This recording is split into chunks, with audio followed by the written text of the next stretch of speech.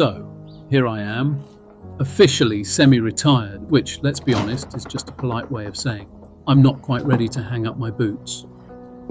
For years, my working life has been about technology and more recently content creation, online magazines, training courses, all from behind a desk. And through all of it has been this beauty, my 2005 Harley-Davidson anniversary edition, Fatboy. Fatboy and Nick, as my wife calls us. But the truth, in 14 years since I bought it, I've barely put 10,000 miles on this fatty. It's been sitting in this garage since the COVID lockdown, collecting more dust than memories. We were both stuck, static. But a new chapter was coming, whether I was ready or not. The family had this plan, since March, to make a long-term move to Montenegro in the Balkans. And as I looked at the logistics, a new desire, a new idea took hold. I'm a content creator, right? But I'm tired of the desk. I don't want to just fly. I want to ride. I wanted to exploit this opportunity and take my Fatboy on a 1,500-mile solo journey from the UK across Europe to our new home. I want to start this new semi-retirement chapter in my life with a real adventure of a lifetime. I want to finally and really ride this bike. Of course, it's never that simple, is it? First, the bike. The Fatboy was in no shape to cross the road, let alone 8 countries. It had been off the road for a few years. It meant a full service, new tyres, and a new battery. A big bill from the Harley dealer before I'd even started. Plus, on top of that, I needed to get MOT, tax and insurance. Then there's the planning. 1,500 miles, 6 days, ferries, hotels, tourist insurance for a non-EU country, an international driving licence just in case. I couldn't buy European emergency breakdown cover as the bike was too old, so I had to take that chance. Then there is me. Well, at 65. I'm not a grizzled old biker. I'm just an old bloke who just happens to own a Harley. And on top of all that, I want to film it all. This is the first YouTube video I've ever really tried to make. I'm setting off on this massive adventure. And I'm not just a rider. I'm now a first-time cameraman, getting to grips with a brand new Insta360 action camera.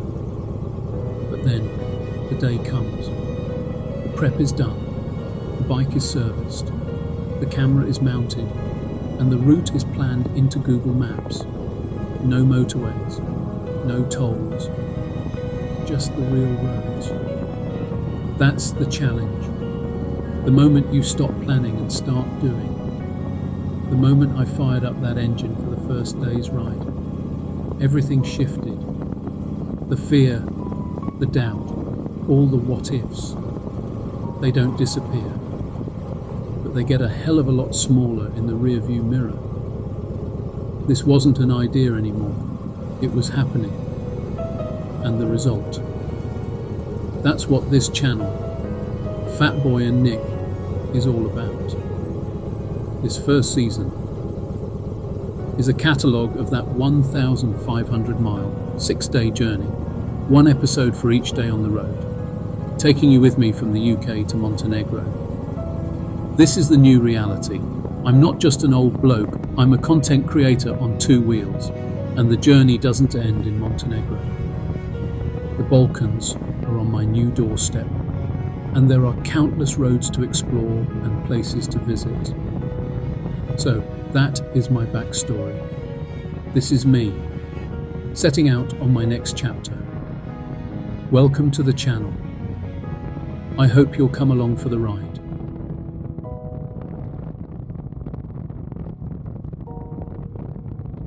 Okay, day 1. Let's get this show on the road. It's 8:30 on a Monday morning in October. All the planning, the bike preparation, the new action camera, it all comes down to this. Today's journey is split into 3 parts. The first part is a straightforward hour and 15 minutes ride out of Chichester, a dash along the A27 eastbound, then a right-hander along the A26 to the Newhaven Ferry port. The second part, a relaxing 4-hour crossing across the English Channel. And then the third part, that's when the adventure really begins, a 3-hour, 155-kilometre ride from Dieppe to Compiègne, which is located just northeast of Paris on open French country roads.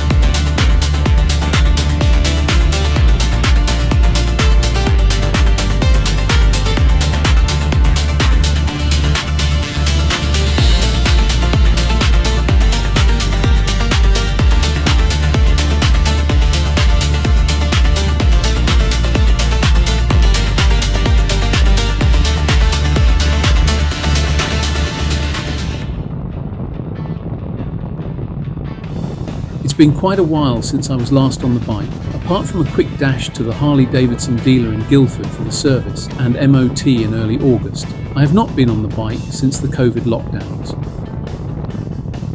Part of that reason was down to the state of the roads. Very little road maintenance had been undertaken during COVID or near after. I lost 3 tyres on the car due to potholes. I consider myself to have been very fortunate on the bike and did not want to risk an accident due to hitting a pothole. So with that in mind, I chose to play it safe and keep off the roads for a while. Now the roads have been repaired and on the whole, it is safe to ride again. Have to be honest, it is a great feeling to be back in the saddle after all this time. I do like riding solo.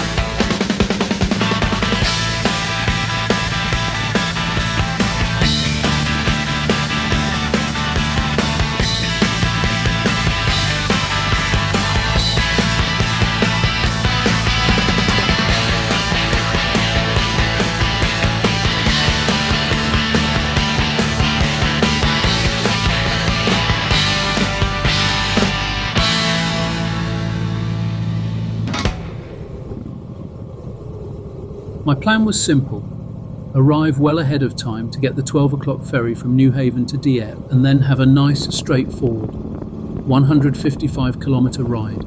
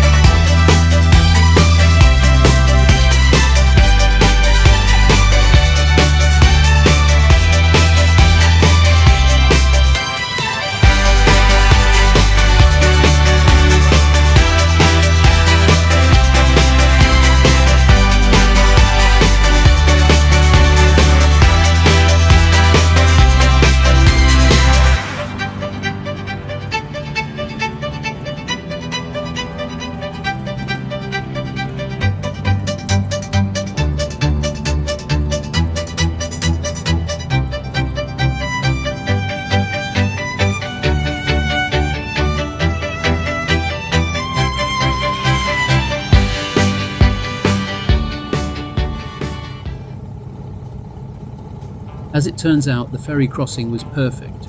It arrived on time at 5 p.m. local time, and the sea was completely flat. I got chatting to a few other bikers on the ferry, some heading home, others off on their own adventures. It was a great feeling. I'd heard that the crossing the day before was cancelled due to rough seas, so I was feeling lucky. I was in France. The bike was running well. What could go wrong? I'll tell you what can go wrong. I rolled off that ferry, pulled over to set my Google Maps, and nothing, absolutely nothing. No data, no maps, no navigation. My entire 1,500-mile route, all my overnight stops, everything was on this phone. And it was suddenly a very expensive brick. I had a mild panic. I'm in a foreign country. It's 5 p.m. and I have no idea which way to go. So I did the only thing I could. I remembered from the planning that Compiègne was generally in the direction of Paris, and all roads lead to Paris. So to start with, I just started following the signs for Paris, feeling like a total amateur.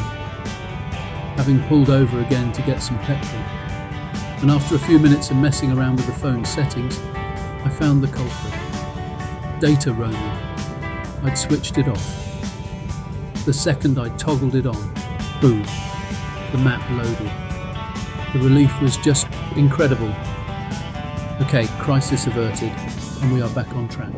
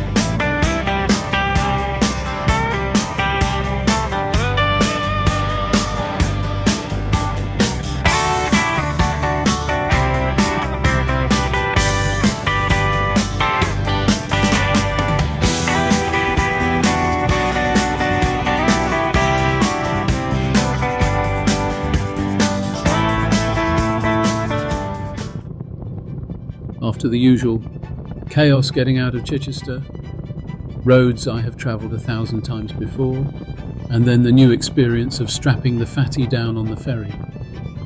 You get onto these French roads, and they are something else. Just easy. They just aim for the horizon and don't stop. The scenery in northern France is flat, open, hypnotic. It gives you time to think. Too much time, maybe. It brings to mind a thought I had this morning, my thought for the day, if you like. Every day is a new beginning. Take a deep breath, smile, and start again. And that's exactly what this is. This entire journey, it's a new beginning. It's funny. When you're young, you're desperately searching for the meaning of life. That first chapter of being an adult, you're just trying to find a path forward, find out who you are, what you're meant to do. Then you spend 40 or 50 years on that path. You build a life, a career, and you think, well, this is it. This is the path I found. Then you're semi-retired, and you find yourself at 65, right back at the start. You're facing a new, unknown road, and you're looking for a path forward all over again. This is the first chapter. The roads out of Chichester this morning, they were the old chapter. Familiar, known, a bit chaotic, but expected. The ferry crossing, that was the transition. Uneventful, thankfully. Just a flat sea, a quiet pause between two worlds. But this road, this is the new beginning. And I'm starting again. So I'm taking that advice. I've taken the deep breath. I am most definitely smiling. And as for starting again, well, here we are. Here was my next error. When I planned this trip back in July, a 3-hour ride from Dieppe seemed fine. In July, it's light until around 10 in the evening. But this is October. The sun sets around 7 p.m. I'd completely overlooked that detail. Before I knew it, I was riding in total pitch-black darkness on roads I'd never seen before. It was not a great move on my part. I was just so fortunate that the weather held out and it was a dry ride. That last hour, that was the real gamble. At least the Google Maps was working. I would have completely lost without that. I arrived at the hotel after 8 in the evening, in total darkness, secured the bike, a good night's sleep, ready for day 2 of this adventure. As Fatboy and Nick dash eastwards, on more open French country roads, from Compiègne to Strasbourg, this should take around 7 hours, 430 kilometres. If you got this far, please like and subscribe to the channel and share with your friends. Your support is very much appreciated. Until our next time, ride safe.